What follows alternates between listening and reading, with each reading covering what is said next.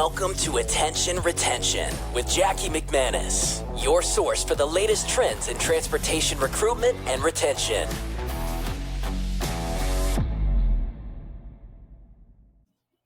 Welcome everyone to another exciting episode of Attention Retention. I'm your host, Jackie McManus, CEO and founder of KJ Media. We are a recruitment advertising agency specializing in talent attraction, optimizing hiring processes, and driving efficiency to help grow your workforce in the trucking industry.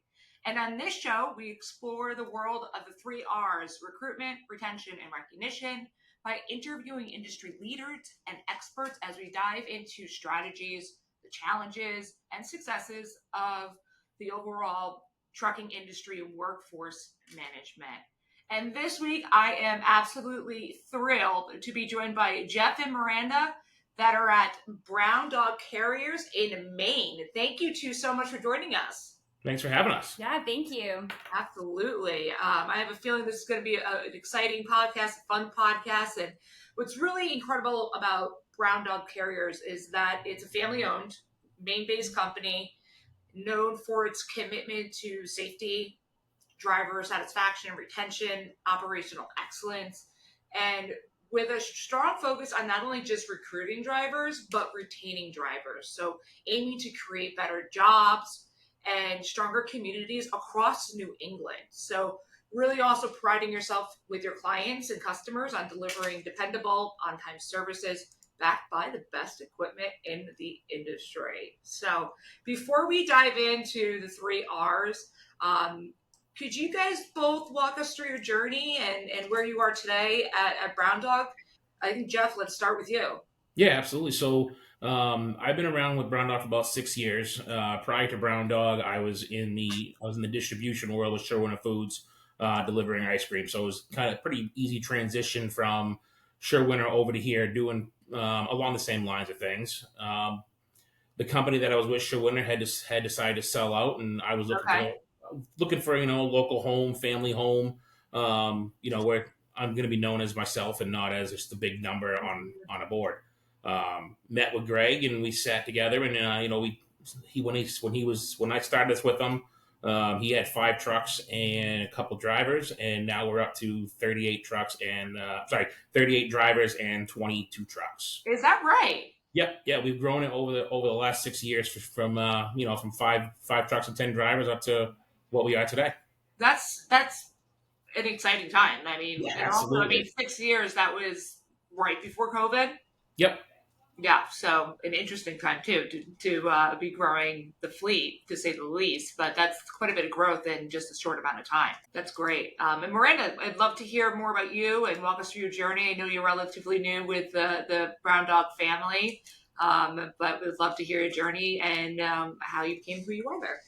Yeah, sure. So I joined Brown Dog a little over 3 months ago. Prior to that, I was with Town Square Media for 16 years as a senior account executive. So I was in media sales, dealing with radio as well as digital, had a big portfolio of accounts in a variety of different industries, one of which included Brown Dog Carriers and logistics. Is that right? Okay. I worked with them, on that side as far as helping them with their recruitment initiatives.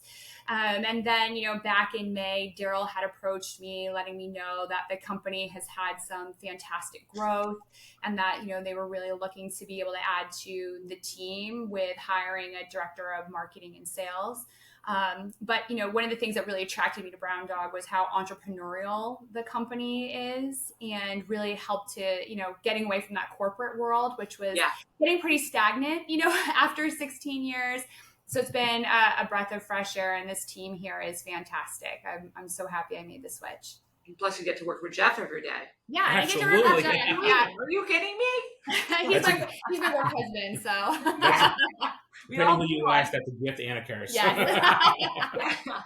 That's great. I'm excited. You have the media background, so we'll definitely talk about that as we kind of dive into recruiting. And that's really the first R I want to start off with, because that's the pulse. That's where the conversations start. That's where the brand recognition starts. So to build any strong workforce in today's market, you have to have a presence, and attracting qualified drivers that meet your culture is really one of the more important tasks. So I'd love to hear from you guys. What strategies have you found most effective in attracting drivers in today's market, especially going from five drivers all the way to 36? That's impressive.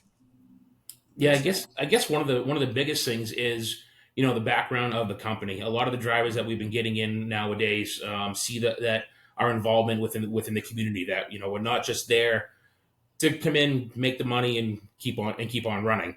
Mm-hmm. Greg has been a huge involvement in the community with Reese across America, the Wall That Heals, a lot of the local stuff here in our community. Mm-hmm. So a big push that we've been able to get drivers in now is just our social media presence of putting all this community involvement out there.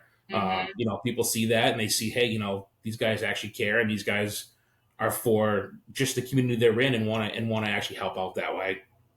No, that makes sense. And you guys have also, on the TCA world, have built your company brand. And, Jeff, I met you back in, I think we were at Matt's, and then at Yeah, TCA. back in March, I think. March, yeah. And, for even the size of the company, you guys are involved with these bigger communities, which are incredible. And so on the driver side, that's, especially a lot of the drivers that you're hiring are local, correct? Yep. Yeah, so right in the community and building that presence. So do you find that you have more referrals that, are a way of drivers hearing about you guys, or is it more through the social media piece, or a combo of both? I'd say it's more of a combo of both. There's some drivers that are at other local trucking companies around here that start hearing about us and start hearing, Yeah. about our involvement. But then I think a lot of it too is on the social media world. As horrible as it says, social media is what drives a lot of this stuff nowadays. Yes, you say how horrible as it is, and it's funny that you say that. I was just telling a story last week. So when I started KJ 11 years ago, I was pro, and still am, of course, but talking about Facebook and social and trucking companies getting on it. We're going to talk about like an account management aspect. Company owners were looking at me cross-eyed. Yeah. Like, no way. No, like my granddaughter's on there, or, my kids are on there. Mm-hmm. Do you know that there are 2.3 million drivers on Facebook alone? That's an average 50 minutes a day. Yeah. And I'd love to hear more about your strategy and how you use social media and what content you guys put out there. Is it about the drivers? Is it about opportunities? Local community involvement. I'd love to hear about what you guys put out there in social. Yeah, to really be able to speak to that, there's something that you had said as far as, the power of social media. And it's not just reaching the driver themselves, right? You mentioned there's an average of hour that they're consuming content via social media, Facebook specifically, but it's also their loved ones, right? It's the influencers that are supporting them while they're on the road. So that's something that we also take into consideration as we're doing our own organic Facebook posts. We're also doing like a paid campaign as well. Is how are we positioning ourselves, with our drivers, but also with their families. So as Jeff mentioned, we do a lot of community events, which is really important to us because we want to serve the communities that, we're in. But we also know it's really important to the drivers to feel like that they are making a difference, and their families too. They feel really proud to know that their loved ones are a part of a company that is going out there and actually changing the lives of people that you can run into at the grocery store. It's so true. I'm so happy you said that, because with social, it's about the driver, of course, but it's about their family, their wives, their husband, their kids, and having a sense of pride that goes along with what their day-to-day job looks like. Especially, these are long hours. It's not an easy job by any means. And if they know, COVID's a great example. During COVID, there was, one silver lining is the civilians outside of the trucking industry realized how important everything we do in the industry, where there was a lot of celebration around truck drivers because people could get toilet paper. Yeah. Or That's food, the bottom right? line. We had to have a Yeah. we had to have a crisis in order for people to appreciate it. And I'll never forget. My family didn't grow up in the industry. I don't really have besides for the industry friends, but not a lot of friends in the industry that are from childhood. And I remember getting phone calls being like, "Now I get why you're in trucking," right? And so to kind of go back to your point, social media is a way to connect with not only the driver but their families and understand the importance of what they do on a day-to-day basis. And I also feel is too, drivers now when they apply to a job, it's so easy to just one click apply, and there's a million ways to apply. We were talking about AI and automation, it's the new buzzword, right? But drivers now will Google the company, and Facebook's the second thing that will pop up. And they'll look at your engagement, and they'll look at, if it's up to date and what you guys are doing. And so it's such a powerful, powerful tool if it's used used well, more importantly.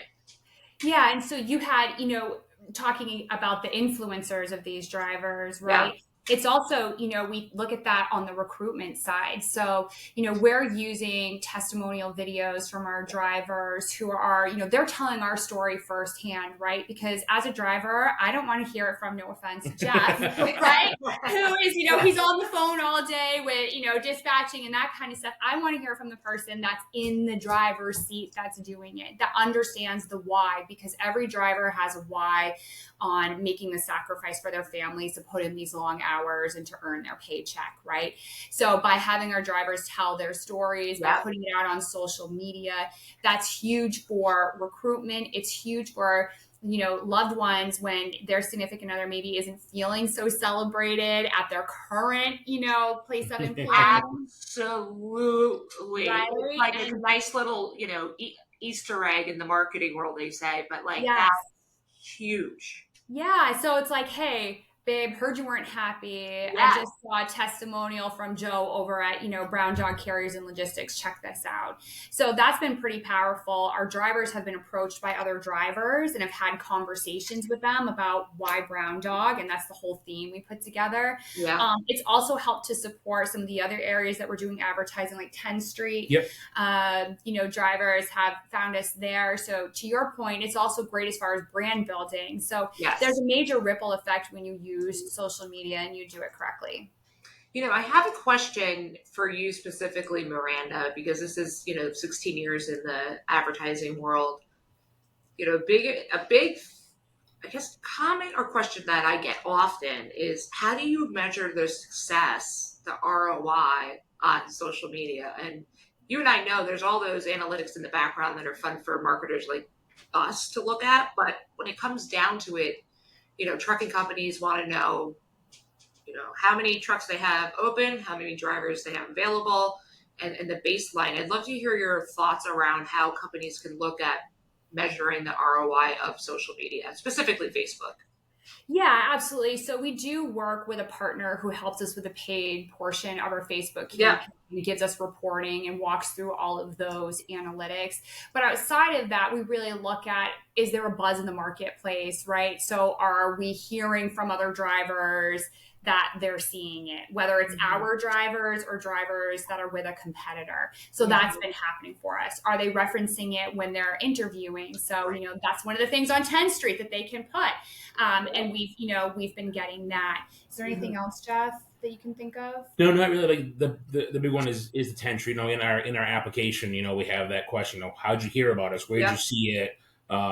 Stuff like that, just so we can, track where is it coming from. And the majority of what comes in now is from the social media platforms. That's incredible. Yeah. I mean, it's a huge influencer. So they may see it on Facebook, be on 10th Street, be somewhere else, right? But Facebook would have been the original point of contact, and that stuck with them, through their journey. But yeah, it's really like, what are we feeling for energy from our drivers in the marketplace? And then, of course, we do look at what type of engagement are we getting online. I mean, we do look at those deeper metrics on shares, likes, views, and keeping the content fresh to make sure that it's not getting lost, and we're sharing different messages, different whys So it could be, I do it because I wanted more time with my granddaughter and I don't want to be OTR anymore. Right. I want to be here with her. Or That's the smart. fact I'm building a house and, I'm money hungry. So it's all the different reasons that can, you never know when that's going to resonate with another driver that's looking for, an opportunity or to grow their career. That is such a great point and so impactful is, looking at the why. I love that. And if that's something that Brown Dog can support, essentially slow pitching it. Yeah. And talking in the target market's language about specific things that are going on in their life that they're unable to do because they're OTR and they're out for 6 weeks at a time, but they're down the street from Brown Dog, right? And they could get home daily. That's great. And so you're helping. I mean, that's marketing, right? You're helping these drivers and their families make decisions and reach out to you based off of the content that you're putting together. That's really talking to them. That's really speaking to them. And I think that is such a smart way to go about it. I know when we run socials, when we start with a client, the biggest thing we look at is, okay, who are your top competitors in your area? What's the value proposition? Why should, Jeff go from ABC trucking to XYZ trucking, right? And it's not always, pay is obviously always going to be priority, right? Everyone needs to pay the bills. But I've also found the culture aspect of it. We have a driver database of 250,000 drivers, so we survey them and we ask them, why are you staying with the company? What attracted you to a certain company? And so often than not, drivers will leave because the grass is greener on the other side. Yep. And they realize that they're a number, they're not a name, and they'll go back to the other company, and maybe it's a couple pennies on the dollar or lower in pay, but it's all about the culture and them feeling valued. And I think that's really what's been impacting the market so much, especially since COVID and we were all forced to go online.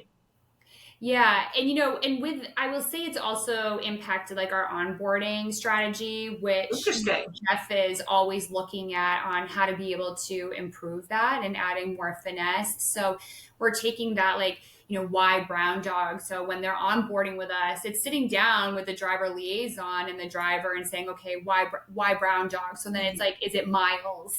Is it, they only want a certain amount of days because they need family flexibility. So it's really being able to help manage their goals and expectations and helping them to be able to reach it. And when you hear their why, sometimes that's where you're able to understand, okay, this is a money thing, right, or this is a flexibility thing, right, or it's both. So you're getting a deeper look into the driver, which then, that also goes into like you mentioned, retention, culture, mental health, all sorts of things.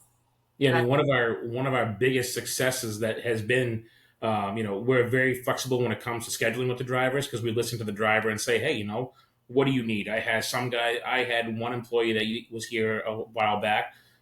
He had to work through a separation with his wife and the kids' schedules. It was a pain in the butt on my end to work the schedule around, but it was one of those, we knew that he had a family to take care of and he had a life, and we wanted to keep him on board and keep him going. So, we work around it. Yeah. We had another gentleman who had a family emergency last minute that came up with his elderly parents out of state. And he thought he was going to be gone for a couple of weeks. It ended up being 30 days. And he came back and, still had a job. So, that when we think about recruitment, it really is based off of your retention efforts. And if your roster of drivers is not feeling appreciated, not feeling supported, not feeling heard, then you're not going to be able to recruit, right? Yeah. It doesn't matter how many leads you get in and how many full apps and how many hires if they churn quickly. So let's go right into retention. I mean, this is a great segue. I often find companies that have higher turnover, and correct me if I'm wrong, the handoff from recruiting to retention, the communication, or recruiting to dispatch and operations is they're both too siloed from each other. They're not streamlined. So the driver hears, ABC from the recruiter. By the time they get to onboarding and then they get to their first load, there's a massive disconnect. So obviously the driver's like, I'm out of here, right? And Jeff, you mentioned onboarding, but I'd love to hear more about what specifically do you look at as you're constantly trying to positively, increase the communication with drivers when you're onboarding with them. I'd love to hear some thoughts around that. Yeah, so one of the biggest things is, from the minute I get their application in, I'm trying within an hour to send them some kind of text or phone call. Text has been the biggest way of it now because you can do it real quick and they get it. Just a quick, hey, thanks for reaching out, thanks for your interest in Brown Dog. I'll be with you. I'll talk to you the next morning, or what are your years experience? Just a couple quick little questions to just kind of know them see that, hey, he got my application and he actually cares about it. It's not just gonna sit on somebody's desk for a while. Then the next thing after that is we set up our interview inside. They come in, we sit down, we talk to them, find out what they're looking for, find out what their past is. I'm not one that wants to sugarcoat it. I'm going to tell them that it's not going to be sunshine and rainbows every day. It's the trucking world, and there's going to be some dark, gloomy days. There's just no way around it. And I try and be 100% honest with them. Where their routes are going. We do a lot of Massachusetts, Boston driving. I put that right out front that, hey, listen, this is what it's going to be. There's going to be traffic. There's going to be weather. There's going to be, I'm not going to tell you that you're going to have these nice, easy main runs every day, because that's not going to happen. It's right. I just try to be upfront and honest with them. And that's one of the biggest things that they like, is that they know what they're getting going into it. So do you formally sit down with the drivers, like face to face, and interview them? Is that part of your strategy? Because I know that I think that's fantastic. Yeah, so we go back and forth via text a bunch of times, just kind of getting the basis information, because we have some requirements as far as 2 years experience, where you're located, and after that we'll bring them in. I do almost everything face to face. I've had a couple Zoom for some over the road guys that have come from Texas and North Carolina that have wanted to move to Maine and looking for a job. We do the Zoom meeting to start. If everything works well, they come down here, we get them in, then we sit down with them that very first day, talk to them. Excuse me. We kind of make it face to face. One of the biggest things I always tell them is that when they walk through the driver's door, they're going to be known as John Smith and not, Truck 82 or Driver 71. We push that family aspect 100% right from day one, because we know that we all have families. The owner Greg sits right here. We're all sitting behind the desk. We want them to come in and feel welcomed and not feel like they're just pushing a load and making somebody money. And Jacqueline, if I could hop in real quick too, Please, something that Jeff missed, and I don't think gives himself enough credit for, but the fact that we are locally owned, the fact that we are a smaller fleet, that allows us to be able to have more of an intimate relationship with our drivers. So instead of, like you said, the departments being very siloed, and they're talking to the recruiter and hearing one thing, and then they're coming in and meeting the onboarding team and getting something completely different. Right.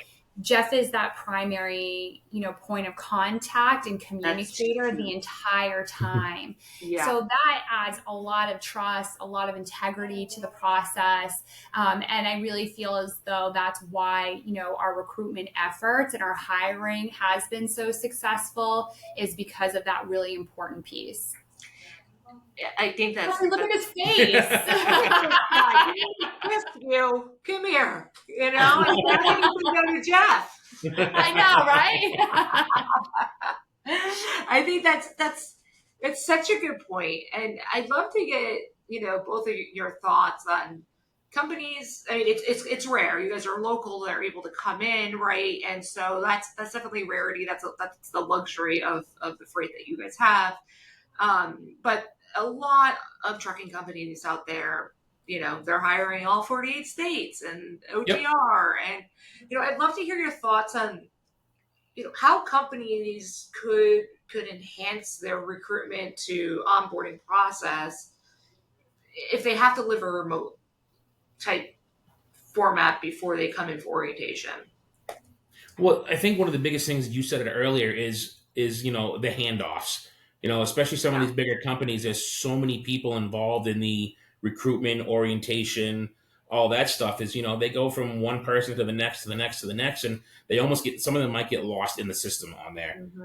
I've seen as I scroll through social media, I see all these major trucking companies. I see people post on there saying, hey, I applied back in April and never heard anything, or I applied here and never, and nobody got back to me after. One of the biggest things is just keeping up with the person. Even if I get an application and the person's just not going to work out, whether they just got their license or they're just not in our area, it's making that effort to say, hey, thanks for applying. Unfortunately, right now we can't do anything, but we'll keep you in our database as things grow and as we continue to move. But I think, like you said, it's the handoff from department to department to department. People get lost in the system, and Department A is not talking with Department B about what they're actually saying. I think that's a really, really good point. And I feel like there's been more of an emphasis on retention over the last couple years specifically. Before it felt just recruit. Yeah. And now there's more of, okay, we have all these drivers in our 10th Street, our database. I mean, some of our clients have 50, 60,000 drivers on there. And, my thought is, before we have to advertise and compete, let's engage the drivers. Are you engaging them immediately? And there's an interesting stat I wanted to bring up, Jeff, because you mentioned that you reach out to the driver within the first hour. Yep, I try within the first hour or two, at least send something saying that, hey, I got your application. Yep. Thank you. Yep. Do you know that there's a stat if a driver applies and they don't hear from the company within the first hour, it reduces the hiring by 45%. Wow. So the driver's gone. I'm not surprised by that. Writes the company right off. If they don't have the time to respond to me, then they don't want me. I mean, it's also playing into the fact that that individual may have experienced something that made them stop right there to be able to apply, right? So it may have been like an application of passion is what I like to call those. And, we want to be able to jump on that and keep those feelings fresh with them on why they reached out to us, right? There was clearly some type of disconnect.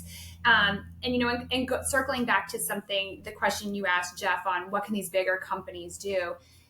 It's taking away the mystery.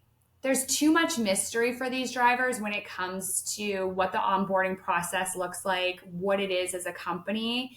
So if there's anything I could take from my 16 years of working with hundreds of different clients, it's probably literally having a roadmap for them that you're sending them, whether that's automated text messages to let them know the next step and, and what's happening and who their point of contact is, or, you're able to email them a packet of what that looks like, where they are in the process, and that they can reach out to, this one person that's going to be consistent throughout the entire journey.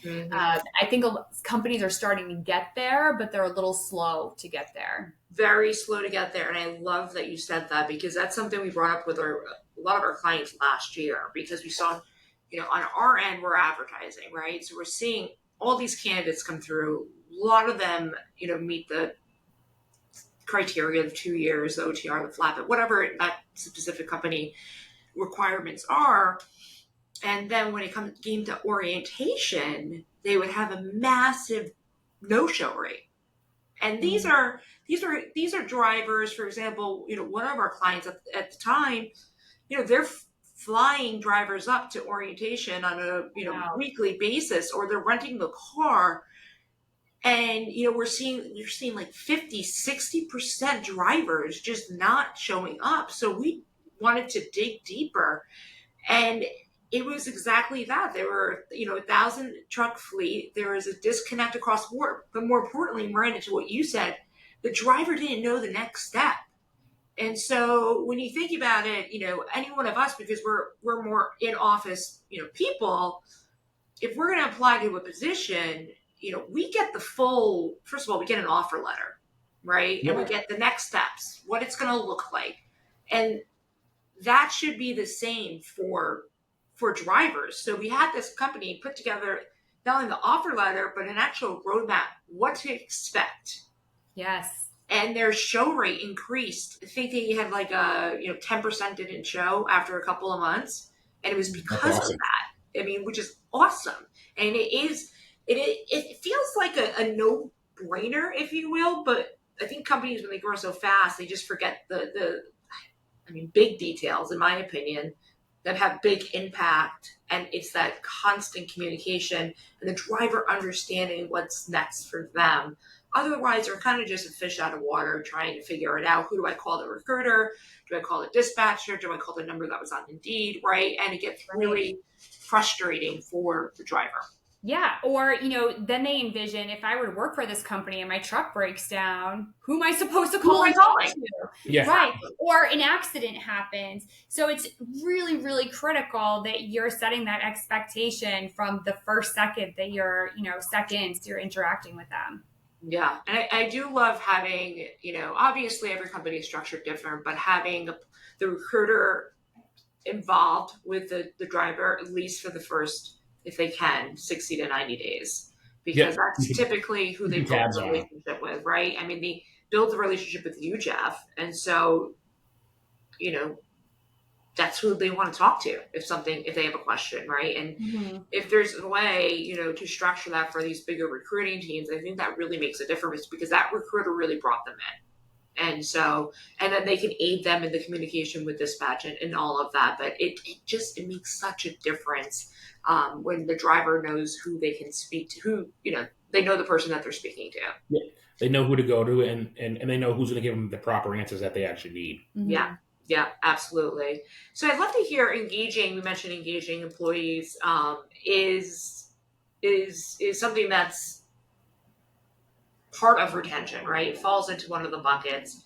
Can you share any unique programs or initiatives that you guys have found successful or currently doing to keep drivers engaged and loyal and with Brown Dog?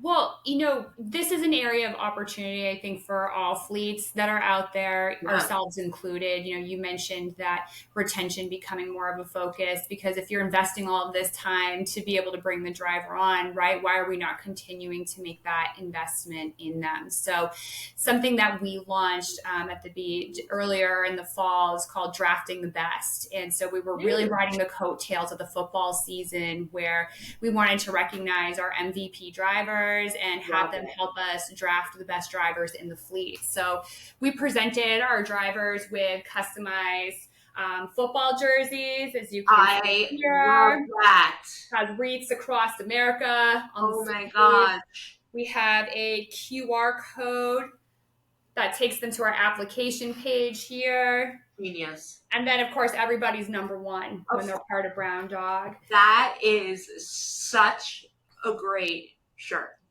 So is that for specific drivers that, I guess who would get that? So we did this for all of our drivers that were part of the fleet, because, you talk about silo. Being a truck driver, you're very siloed, right? And so how do you make them feel like a team?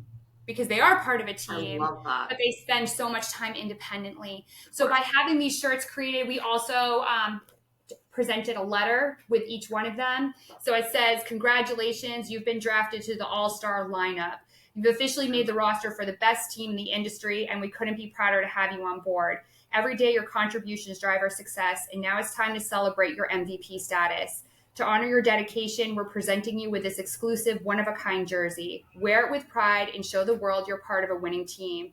At Brown Dog Carriers and Logistics, we're more than just a team, we're a family. Together we go the extra mile, support each other, and share in every victory. Welcome to the family." So it's almost like a rebirth of I love that. How we really want to approach our drivers, and using that as momentum to carry us through the year. So it's like we see someone wearing this jersey, team spirit prize. Here's a $50 Visa gift card for, showing your pride, showing your team pride. So this is a newer initiative that we're building off of, and using that as kind of a launching point to be able to add more in for, our retention and recruitment purposes. And many thanks to Miranda on that end, because before she came on, we sucked at it. To be point obvious, we were right? We're a smaller group. There's 3 or 4 of us, and it's you wear a lot of hats. we stunk at it. It is what it is. So I said growth opportunities. I put it much nicer. I like the way how Jeff said it versus Miranda. Growth opportunities. I had a feeling that was definitely a Miranda initiative. Oh, absolutely. Even though I'm just getting to know you, Miranda. But I was it made me think about. I played sports growing up, so I played lacrosse, I played basketball, and I'm a girl from Long Island. And I remember during high school, every time we had a home, I think it was a home game, yeah, we would wear our jerseys to school that day, and every sports team would. And I just remember at such a young, 15, 16 years old, wearing my jersey and having so much pride around it, even though my, math class, but people asking about the game and, what time does it start? And it kind of brought me back to that because, essentially building companies, you're building a team. You're building a team of people. So taking like a similar philosophy and giving your driver something of meaning, and who knows, their son might be wearing that jersey to school some days, right? Like it could be used in so many different ways, but having that sense of pride as soon as they join your team, I think that's a critical component. I mean, many companies, and our company does with new clients, we make them a care package and thank you for joining. And so with all the costs that are associated with recruiting, those are really kind of minimal compared to what the outcome would be. And they're sitting around the dinner table reading that letter, which gave me chills, by the way, Miranda, to their family. I mean, that's a fantastic initiative to show the drivers that you truly care. Because I have to say, we work and speak to hundreds of trucking companies. I haven't seen something like that before. Thank you. That means a lot. I appreciate that.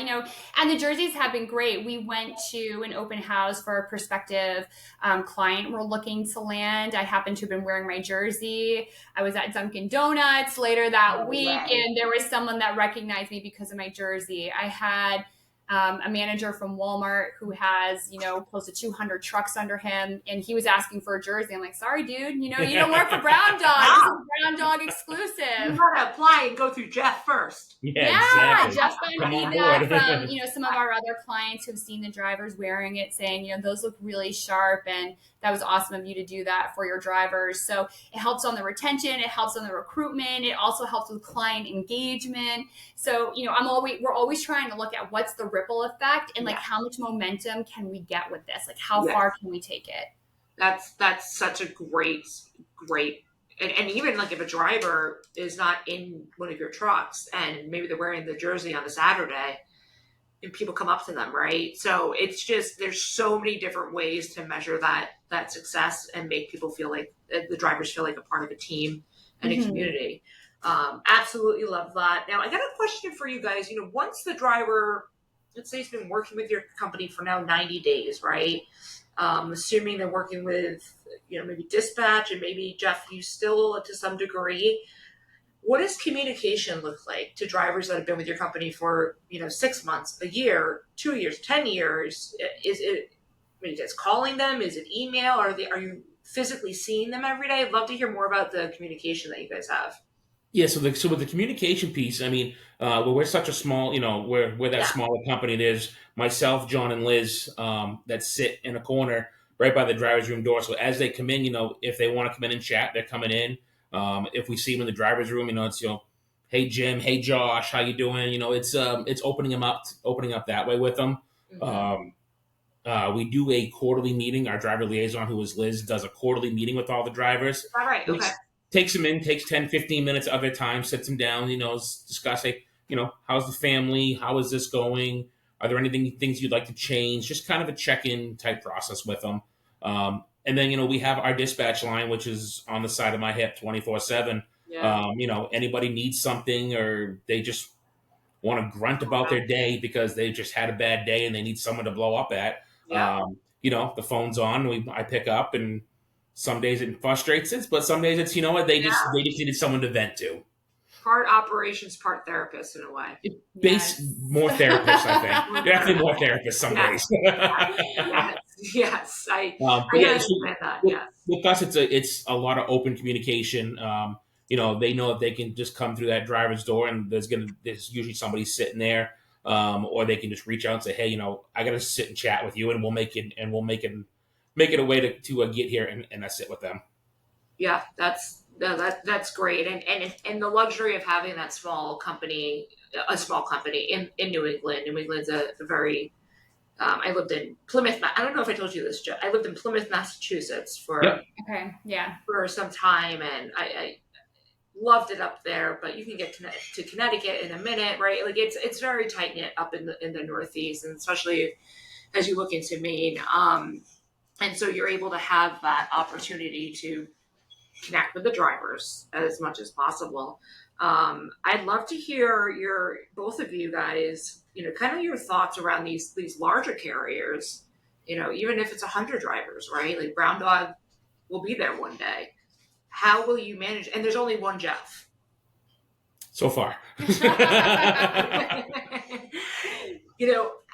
What do you think the role of AI and automation and connection role that's going to take in our industry for overall recruiting, retention, and recognition? Kind of piggybacking off of communication as being one of the pillars. Yeah, so I think on that aspect of it, AI is going to come over and take over, unfortunately, probably a lot of things. Yeah. Which some things are some good, some bad. I think a lot of it is either your recruiter or your dispatcher knowing your driver. Some drivers can just be happy with a certain text of, "Hey, how's it going? Hope things are going okay." Drivers just want that one-on-one conversation. Some want a personal, conversation. It's really getting to know who your drivers are. And I know these bigger companies, they have 30, 40 recruiters who have 20, 30 drivers under them, but I think it's a lot of just getting to know who your driver is and staying up to date with them. I think that's spot on, is knowing your driver and figuring out the communication, because there are 17 different ways to communicate with people these days. I know I have some friends, I'm texting with them, but then we're inboxing on social media, but then they call me and right? Like there's so many different ways to communicate with someone in today's world, that it's knowing the driver. And realistically, it's 5 different generations, all the way baby boomers to the younger generation, Gen Z.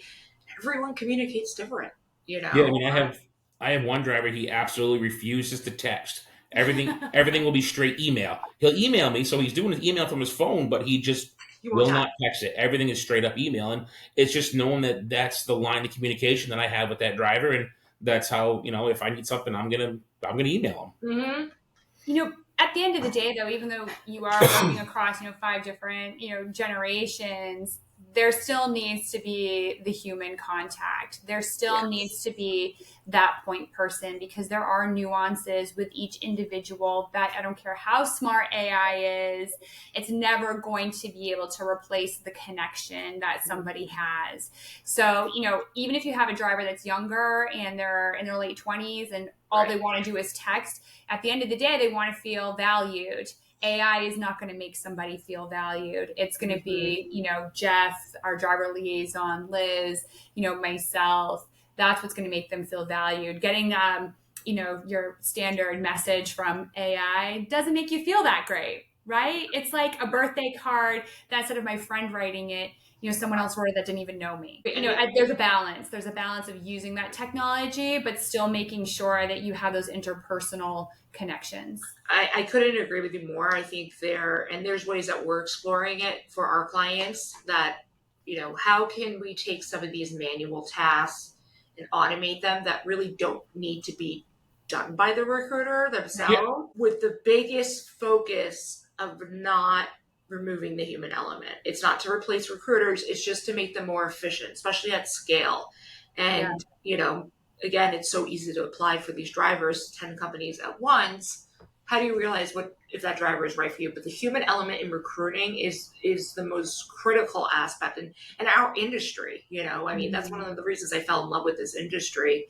I was working for a staffing agency out of Western Massachusetts, and I'll never forget. I was in the interview process. It was meeting with the CEO, and a driver came and knocked on. His name was Bill Crowley.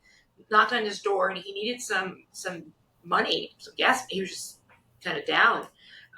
Bill took a couple bucks out of his pocket, gave it to him, and that driver stayed with the company, even as a temp labor for a very long time. But what I quickly realized is the sense of community and the salt of the earth of our industry. And so that's where AI may work really well in other industries. There are some ways we can utilize it, but we are, as an industry as a whole, really down to earth, really about people, and connecting, with each other, whichever method works. Right. Yeah. So we talked a lot about recruiting and retention, and really hit on recognizing your drivers. And so, kind of as we wrap up our conversation, I'd love to know from both of you guys, what would you say are one of the most important lessons that you've learned in your career, particularly in the context of recruiting, retention, and recognition? So for me, when I first came on board, I think the biggest thing that I've learned, and been one of the biggest things, is the constant follow up. Not just bringing somebody on, leaving them high and dry, and just saying, "Yep, he's a driver, he's here." It's a constant follow up, the constant conversations, the saying hi. Just keeping up to date with everything. I love that. Yeah. And Miranda, I mean, you're 3 months new, but you've worked with trucking companies at your previous company. Something, for me is never being afraid to go outside the lines. I'm a big outside the lines person. I like to think big. Me too. Jeff brings me back down to earth. But we have a really good relationship where he's trying to pull me back down, and I'm going, but wait, like slow down with the descent. Like you got to hear me out on this, and being able to take that really big idea and and making it work for us. So like the jerseys and that kind of stuff. At first, it may not be an idea that somebody likes. So you're constantly having to sell, right? You're selling internally as much as you're selling externally. Oh, totally. But, it's really looking at how do we go outside the lines to make this resonate with our drivers? Because while, cooking food for the drivers is great, that almost becomes expected or gets kind of old. So how do you keep everyone's doing it? I think that's it too. Like, how do you, I think, Miranda, you and I in a glass of wine would be flying, and a whiteboard would be flying around. Yes, let's go. I'm in. I would love that. Visionary, and I've got people on my team, and they're like, kind of. Are you going to be at Women in Trucking? Yes, I think I'm actually, I wasn't gonna, but I think I'm going to be attending. Are you going to be there? I will, yes. Okay, cool. I'll let you know if I'll be there. I think I might be there maybe just Sunday and Monday, but okay. We'll have to do a glass of wine with a whiteboard. Very cool. Yeah, for sure. But it's important to have that balance, right? And think outside the box. And I think, a lot of companies get nervous on, the profit margins in trucking are already, pretty slim, right? It's like, how do we measure the jersey to retaining the driver, right? And it's not a actual number. I mean, that's something that you'll find out in time, right? Those can be difficult to sell, right? Those type of retention tools or recognition tools. Yeah. Trying to sell feelings over $1 is what is the biggest thing. You're selling that you're going to get the rate of return of the great feelings, but that's not gonna. You're not going to see dollar signs there, but you're going to see, you're going to see happy drivers that stay. Yeah. So maybe Jeff's biggest lesson is to not say no to me so quickly. We're all learning. Yeah. I've got someone on my team he's my wizard, and he loves to say no to me really quickly. But when he does it and I sell him on something and it works, oh, do I remind him? Yeah. See, I just don't give up. I'll just wait a couple hours and I'll bug him about it. I just wear him down. Yeah. No, that makes sense. Now, with your current drivers, you want to go back to recognition a little bit. They get the jersey. I know you've had a lot of drivers that have been with you for years, and they're happy. how else do you recognize drivers? Is it really social and them being able to come in and talk to you, Jeff, quickly, or is there anything else or any suggestions that you have for trucking companies to recognize their drivers monetarily and non-monetary? I mean, I also don't think trucking companies need to throw millions of dollars at Amazon gift cards, right? Like, it's a nice to have, but I'd love to hear your viewpoint on recognition. Yeah, so one of the couple things we just started doing probably about 6 months to a year ago, we put all the drivers' birthdays on Facebook. Obviously, if they don't want to be on social media, we won't. But we have pictures of them in front of the truck. So we'll celebrate their birthday for them on that, their anniversary. We use 10th Street Rewards a lot for the guys that just kind of go above and beyond. Or I just had the other day, one of our customers called and was praising one of my drivers up and down, just how well he was, how great he was with the customers, just everything. So we threw a 10th Street Rewards to them, just little stuff like that right there. But we do, like, the birthdays and the anniversary thing has been a big hit with a lot of the drivers, just knowing that, hey, my birthday's on there.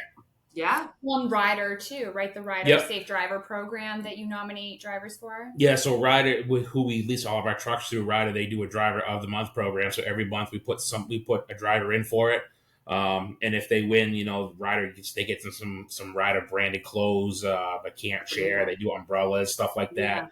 Yeah. So it's something small, but it's their name gets out there and they're able to reap some benefits from it. Yeah, absolutely. And back to that social, right, Miranda? Mm-hmm. Well, we're also looking at other life milestones too. One of our drivers, his daughter is going to be running the New York Marathon next weekend. So we're going to make sure to put something together, showing him that, we're cheering for her all the way up here in Maine and showing our support. So it's also looking at what are those other milestones within the driver's world that deserves to be celebrated. They bought a new house. We want to celebrate that, right?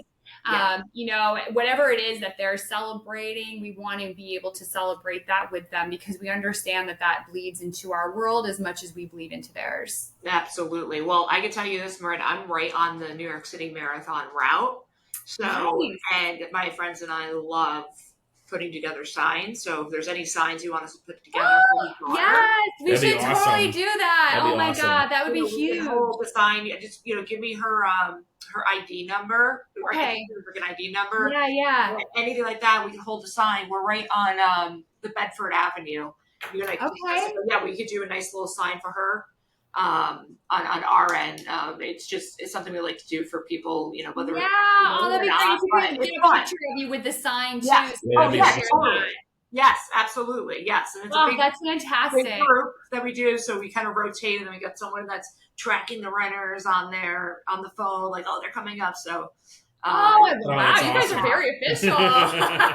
You should get paid for this. Yeah.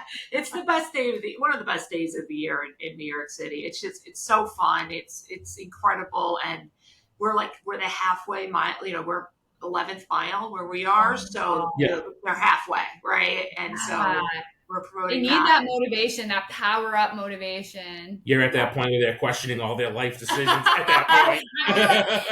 I'm already questioning. Some of the scientists say you can do it, you got this, right? Like, you're halfway there, you can do this, and it's certainly fun. So definitely email me, and we can make a sign for him. I think that'd be great, awesome. Super fun. But back to your point, life milestones, right? Not just the birthdays, anniversaries, taking that to a next. Yeah, the grandbabies, all this stuff that fills your heart. Yeah, they got married, right? It might be for the 4th time, but who cares? Right, exactly. Like, we hope this one sticks. So, I mean, hanging out with you two has been phenomenal. So many great initiatives, and you and Greg and Jeff and Miranda, you guys have really built an incredible team. I know I've heard about Brown Dog before I even physically met you, Jeff and Greg, at Matt's at TCA. And so that says a lot. That says a lot about what you guys do for your size in the Northeast, right? And it's impressive. And drivers, want to be a part of companies that truly value them and care. And you guys believe that. So, we have a driver community of 250,000 drivers A good portion of them are actually in the New England area. Why should a driver, besides for everything we just spoke to, but why would a driver apply to your company? Quality of life. Love that. It's as simple as that. Yeah, I mean, quality of life and just the simple care factor. Like I said, our biggest one is you're coming in as John Smith and not driver 72. There's so many companies out there that just you're a truck number and a driver number, and they don't have the the care for you at that point. Yeah. Well, now, what type of experience level are you hiring for? So we require a two-year recent experience. And that's really the only experience level for us. Right. Is just to have 2 years experience, and then we send you out for road test and make it all work. Fantastic. Well, to all the drivers that are listening, we're going to have a link to the career page at Brown Dog Carrier in the link below. So check them out. Check out their website. We'll also have links to Jeff and to Miranda on LinkedIn, so that you can explore what all the good stuff that they're doing there. We'll also include a link to the Facebook page because it's a very active page. It's really impressive. And I also recommend other trucking companies to look at all the good stuff that you guys are doing on social, because the more we do this as a community, as a group, as an industry, we're not just competing with each other as far as trucking companies, we're competing with outside industry. Yeah. So Absolutely. how do we keep people in our industry? And that's really why I have this podcast, is to talk about, the good, kind of the challenges, but then how do we get better best practices as an industry so we can, keep trucking along. Mm-hmm. I love that. All right. Well, any final words? I think we're good. I think so. Yeah. I think that's it. All right. Well, thank you two so much. It was a blast having you on. And yeah, thanks for having us. Yeah, thanks for joining the Jeff and Miranda show. We really appreciate it. You're a phenomenal guest. Plan to do a series of sorts. And so thank you so much to our listeners for tuning in. That concludes another episode of Attention Retention. Remember, the road to success begins with effective recruitment, thoughtful retention, and genuine recognition. Feel free to share this knowledge with your peers and industry colleagues. Your sharing can make a difference, and together we can empower the industry to thrive. Until next time.